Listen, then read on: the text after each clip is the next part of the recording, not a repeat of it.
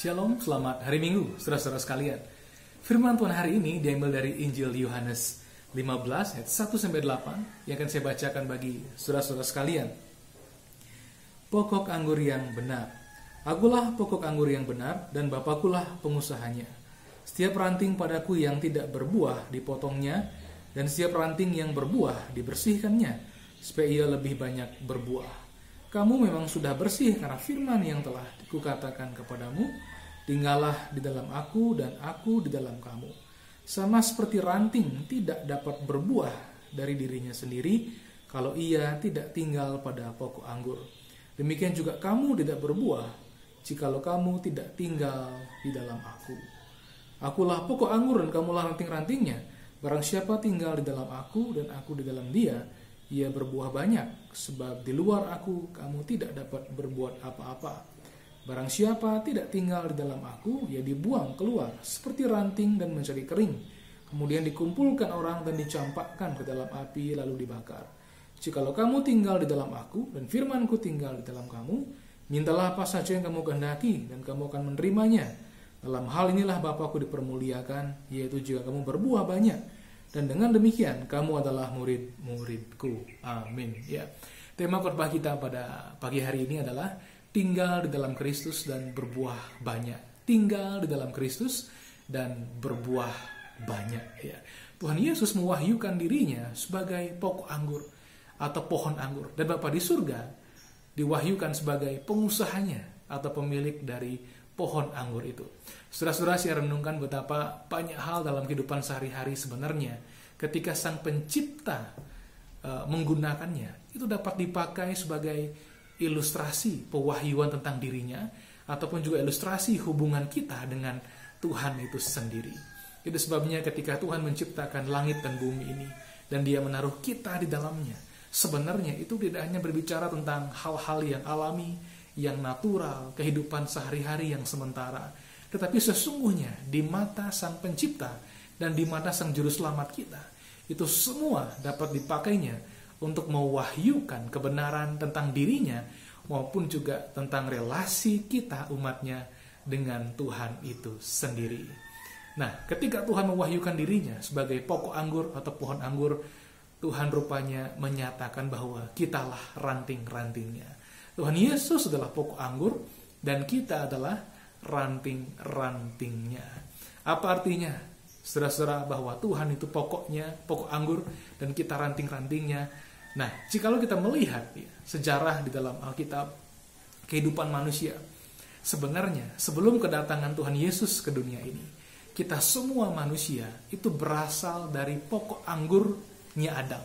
Adam sebagai manusia pertama, nenek moyang dari seluruh ras manusia, adalah pokok anggur yang pertama-tama.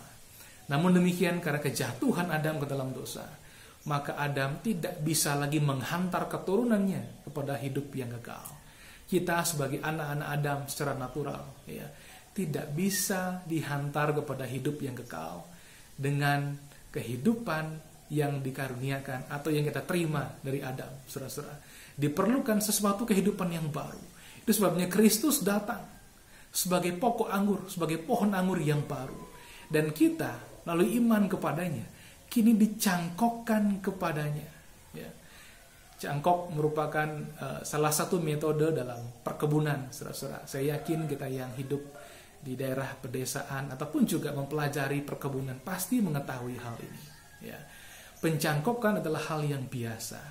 Anggur tertentu akan dicangkokkan pada pokok anggur tertentu juga, sehingga nanti menghasilkan, diharapkan menghasilkan buah-buah anggur yang baik. Nah, demikian juga Tuhan sebagai sumber hidup yang kekal itu menyatakan dirinya sebagai pokok anggur, dan kita dicangkokkan kepadanya supaya kita dapat menghisap daripadanya hidup yang kekal itu. Saudara-saudara, apa sih hidup yang kekal itu? Hidup yang kekal itu bukan hanya sekedar hidup abadi, hidup yang tidak berkesudahan, ibarat jam yang tidak bisa mati. Tentu tidak hanya seperti itu. Hidup yang kekal berarti kita punya relasi dengan Tuhan secara pribadi. Tuhan tidak pernah akan membuang kita. Selama-lamanya kita berada bersama dengan Tuhan. Di dunia ini disertai oleh Tuhan. Dan setelah di dunia ini, Kita hidup bersama dengan Tuhan dalam keabadian yang penuh dengan kebahagiaan. Nah, itu dia hidup yang kekal itu. Nah, Tuhan mencangkokkan diri kita kepadanya. Itu artinya apa? Artinya selain kita menghisap kehidupan ilahi daripadanya, disuplai kehidupan ilahi daripadanya, kita juga tidak akan pernah dipisahkan dari dirinya, saudara sekalian. Karena cangkok itu ketika sudah menyatu, ya, ranting sudah menyatu dengan pokok anggur, maka pada waktu itu ranting dengan pokok itu tidak terpisahkan. Demikian juga kita dengan Tuhan, tidak terpisahkan sampai selama-lamanya. Betapa indah sekali. Tuhan begitu penuh rahmat, murah hati, dan Dia berkenan menerima kita. Ya. Hanya satu syaratnya, saudara-saudara, percaya kepadanya, memberi diri kita diselamatkan, dicangkokkan melalui iman kepada Tuhan Yesus Kristus. Nah, di dalam perikop yang kita baca ada dua macam ranting. Saya akan bacakan ayatnya yang kedua, saudara-saudara sekalian. Setiap ranting padaku yang tidak berbuah dipotongnya, dan setiap ranting yang berbuah dibersihkannya, supaya ia lebih banyak berbuah. Ya, ada dua macam ranting. Ranting yang tidak berbuah dan ranting yang berbuah. Ya. Rupanya ranting yang tidak berbuah disebutkan lebih dulu, saudara-saudara sekalian. Artinya menarik perhatian. Apa sih artinya ranting yang tidak berbuah dipotong? Ya. Bukankah tadi dikatakan bahwa ketika kita sudah dicangkokkan kepada Kristus, kita tidak terpisahkan. Tetapi mengapa dikatakan ranting yang tidak berbuah itu dipotongnya, saudara sekalian? Apakah kita dipisahkan? Bukankah kita tidak bisa dipisahkan, tidak terpisahkan? Kenapa sekarang seolah-olah dipisahkan? Nah, di dalam bahasa Yunaninya, ya, dipotong di sini itu berasal dari kata airei, saudara sekalian. Dari kata airei, ya. Airei ini, jikalau kita buka di kamus Yunani, ya, rupanya lebih tepat diartikan sebagai diangkat naik. Bukan dipotong, tetapi diangkat naik. Carang anggur yang tidak berbuah, Tuhan angkat naik, saudara-saudara sekalian.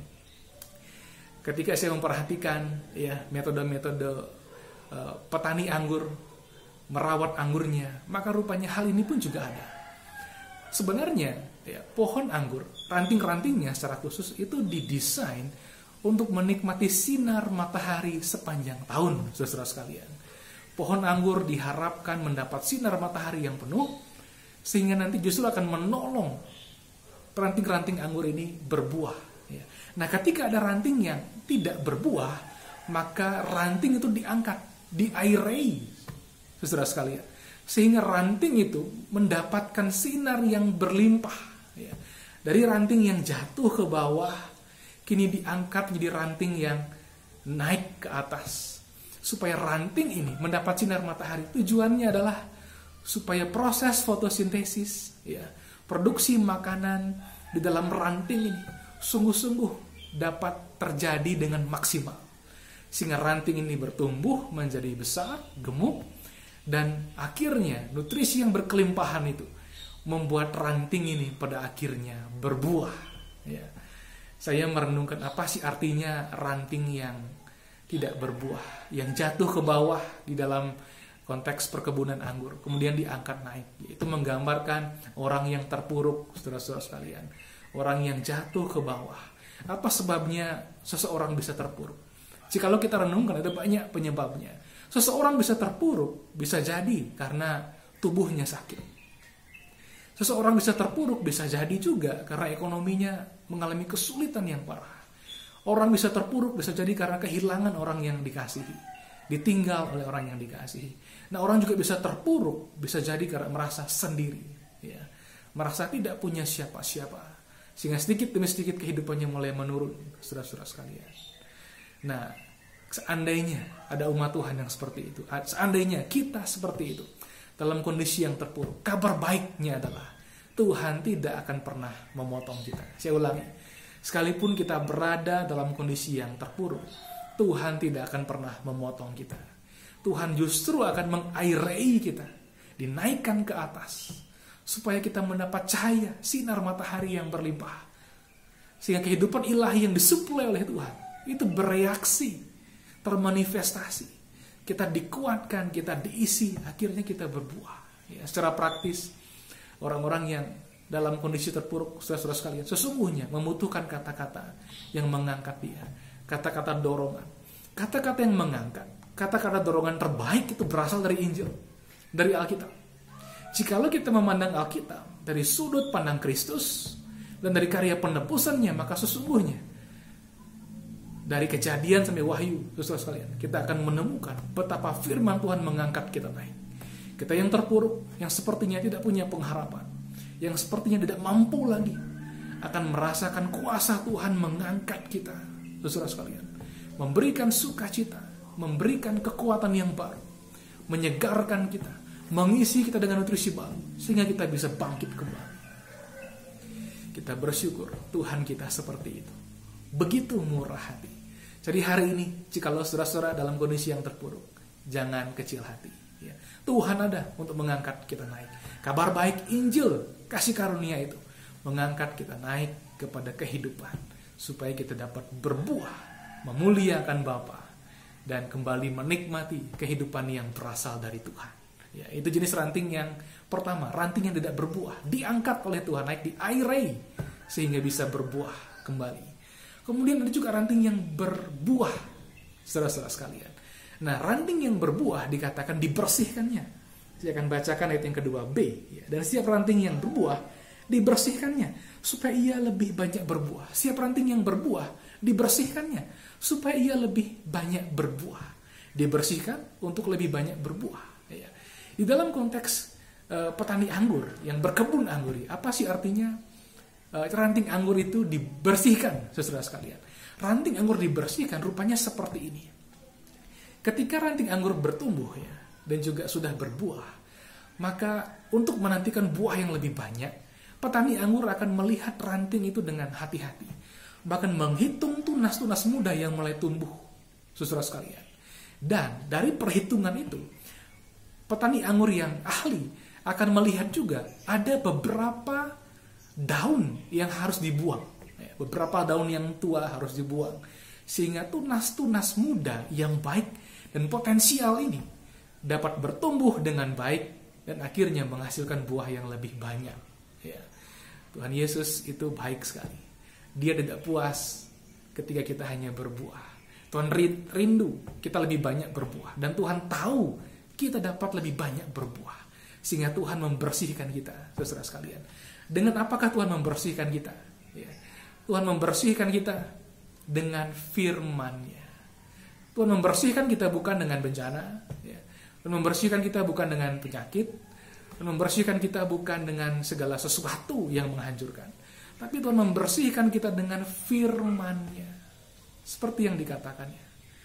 Tuhan berkata kepada murid-muridnya dalam ayat yang ketiga, demikian. Kamu memang sudah bersih karena firman. Kamu memang sudah bersih karena firman yang telah kukatakan kepadamu, saudara sekalian. Ya. Pada waktu itu para murid sudah bersih, sudah siap berbuah lebih lebat lagi, saudara sekalian. Kita hari ini pun juga sama. Tuhan rindu kita berbuah lebih banyak, sehingga Dia dengan sukacita sebagai pokok anggur, ya, dan pribadi yang berkuasa itu membersihkan kita dengan sabdanya. Oleh karena itu, sebagai orang-orang percaya, jangan kita berhenti mendengarkan sabdanya. Sabda Tuhan diberikan bukan hanya supaya kita tahu. Ya, beberapa orang melihat firman Tuhan hanya sebagai sebuah pengetahuan. Jadi ketika dia baca, dia berkata, oh saya sudah tahu. Saya sudah pernah baca. Sudah tahu, sudah pernah baca, itu tidak banyak manfaatnya. Hanya menambah isi kepala kita saja. Tapi jikalau kita merenungkan, senantiasa mendengarkan firman itu, itulah yang sungguh-sungguh ada manfaatnya. Firman yang direnungkan, firman yang didengar, saudara sekalian, akan menghasilkan iman. Dan dalam konteks ini, firman yang didengarkan, direnungkan senantiasa, ya, itu akan menghasilkan fokus yang tepat dalam hidup kita. Pohon anggur yang dibersihkan dari daun-daun yang tua menggambarkan kehidupan kita yang memiliki banyak fokus. Bahkan banyak fokus yang tidak penting sebenarnya. Ya. Dengan banyaknya fokus yang tidak penting, itu sebenarnya justru membuat kita tidak fokus, saudara sekalian. Di zaman ini, zaman informasi, setiap hari kita dibombardir dengan berbagai macam informasi. Ya. Kita bangun, barangkali kita menyempatkan, meneduhkan diri, menenangkan diri. Kita mengucap syukur kepada Tuhan, tapi kita setelah itu, kita membuka HP kita, smartphone kita, apa yang kita lihat, informasi. Dan informasi 24 jam terus bertambah, saudara sekalian. Dan jikalau fokus kita terlalu besar kepada segala informasi, apa yang terjadi? Justru kita menjadi tidak fokus. Itulah gunanya firman Tuhan. Tuhan membuat kita melihat, memandang kepada arah yang tepat, kepada dirinya, saudara-saudara sekalian. Fokuslah kepada Kristus, kepada karyanya, kepada pribadinya yang mulia itu. Maka di situ kita akan menyerap dengan maksimal nutrisi kehidupan ilahi yang Dia supply, berikan kepada kita.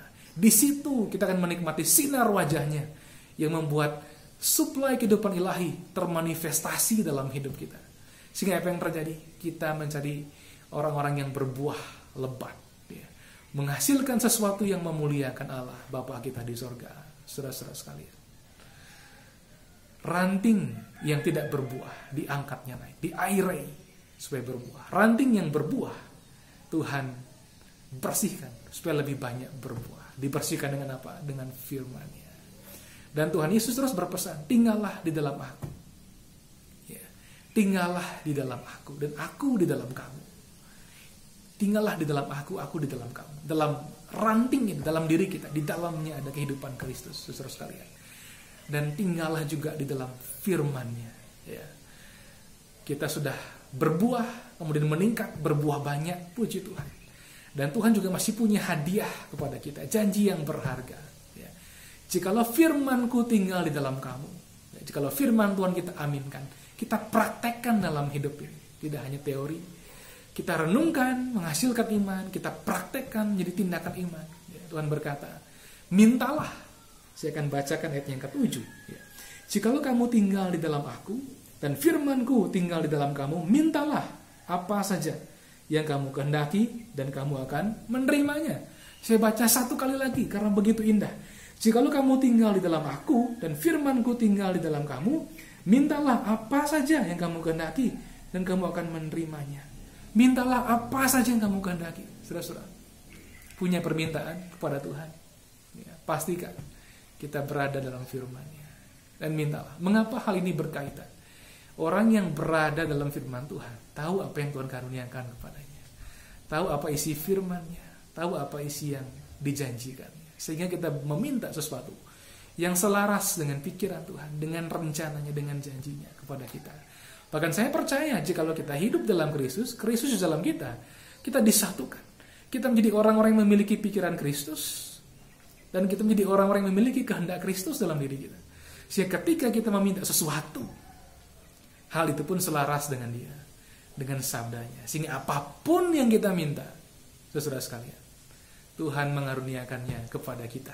Ya, satu rahasia doa sebenarnya di dalam Tuhan Yesus, saudara sekalian.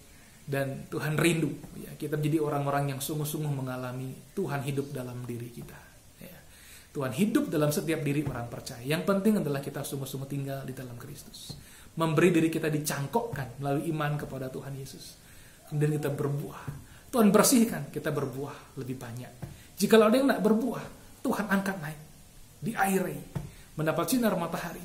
Dan akhirnya dapat berbuah juga, saudara-saudara sekalian. Tuhan memperingatkan, jangan sampai kita menjadi ranting yang kering, yang tidak mau dicangkokkan kepada pokok anggur.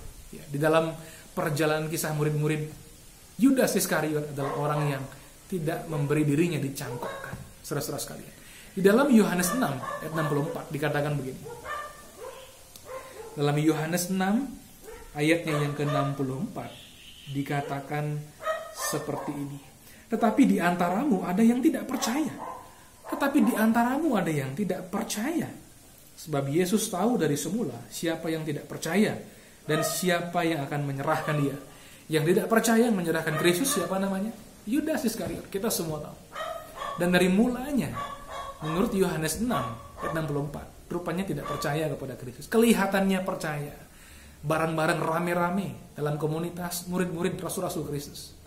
Tetapi waktu membuktikan, ya, apakah imannya sungguhan atau tidak. Rupanya tidak sungguhan. Dan dia menjadi ranting yang kering. Karena tidak memiliki sumber hidup yang kekal. Saudara-saudara sekalian, hari ini kiranya tak seorang pun di antara kita yang menjadi ranting yang kering. Tapi sungguh-sungguh menjadi ranting yang gemuk, ranting yang berbuah, bahkan berbuah lebat. Sehingga Bapa dimuliakan. Kita pun berbahagia menikmati hidup yang kekal itu, hidup ilahi yang Tuhan Yesus karuniakan. Bahkan jikalaupun kita hari ini terpuruk, jangan putus asa. Beri diri kita dikuatkan. Beri diri kita diairi, diangkat naik oleh firman-Nya. Fokuslah kepada cinta Tuhan yang tidak pernah berubah. Fokuslah kepada hidup di dalam rahmat kasih karunia yang besar. Sehingga kita diangkat naik, berfungsi kembali dalam kehidupan sehari-hari. Dapat berkarya, dapat melayani. Menyatakan buah-buah kehidupan yang memuliakan Allah Bapa di surga. Tinggallah dalam firman-Nya dan lihatlah juga doa-doa kita dijawab. Apapun yang kita minta, mendapat jawabannya dalam Kristus Yesus. Bila firman-Nya di dalam diri kita. Haleluya. Amin. Tuhan Yesus memberkati kita semua.